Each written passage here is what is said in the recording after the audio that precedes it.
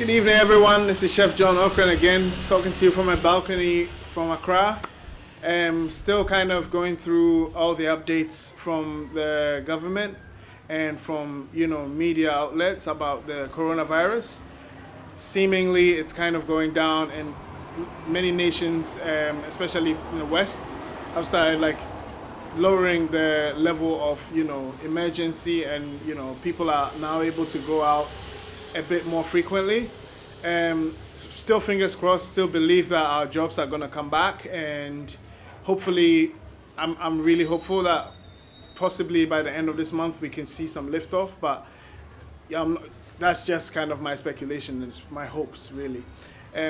We're now moving into the reality of working in kitchens and working in industrial level kitchens like hotels and restaurants and catering services.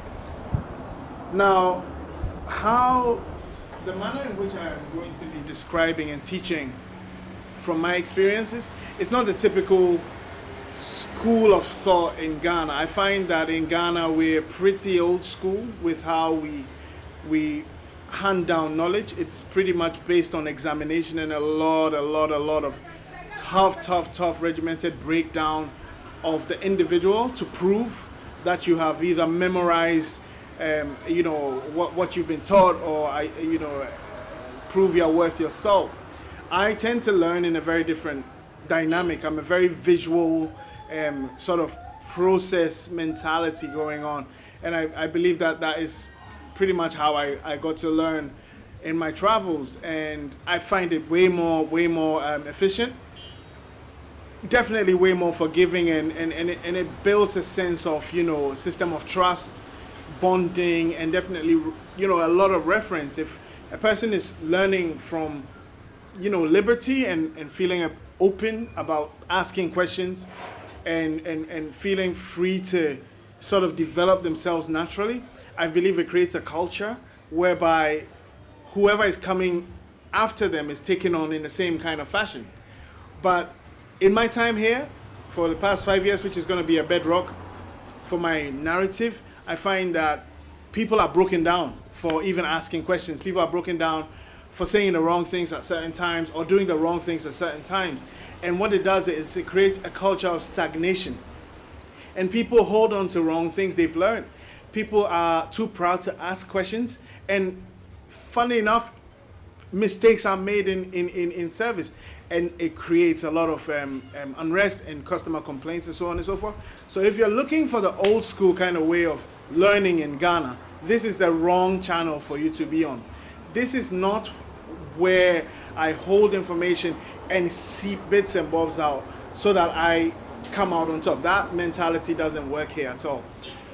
When you open a restaurant, sometimes in hotels you might have a 24-hour kind of service where you have the night service, which switches on directly into the breakfast service. But if you don't, you will find that the restaurant closes at a certain time, and then you would have breakfast service starting around 5:30 or 6 in the morning, because people have to travel and leave early, probably to go and sightsee in different parts of the regions in Ghana. But what you would have is typically breakfast service, which will then lead into, if it's a weekend, sometimes you might have a brunch service, which is a hybrid between breakfast and lunch.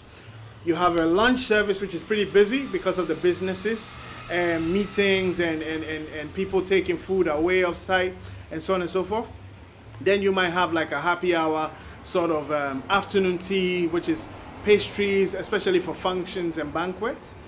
And then you have your evening service, which might feature like a specials menu. What we're going to do is we're going to take each service as an operation, and I'm going to break down in subsequent videos the actual process of production.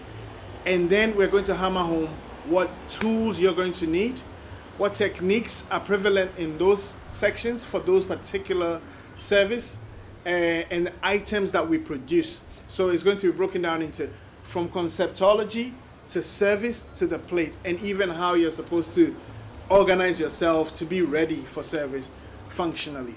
Thank you so much. My name is Chef John Ocran, and you've been listening to my ramblings from cooking in Accra at the balcony in Osu. Stay tuned for the next subsequent videos.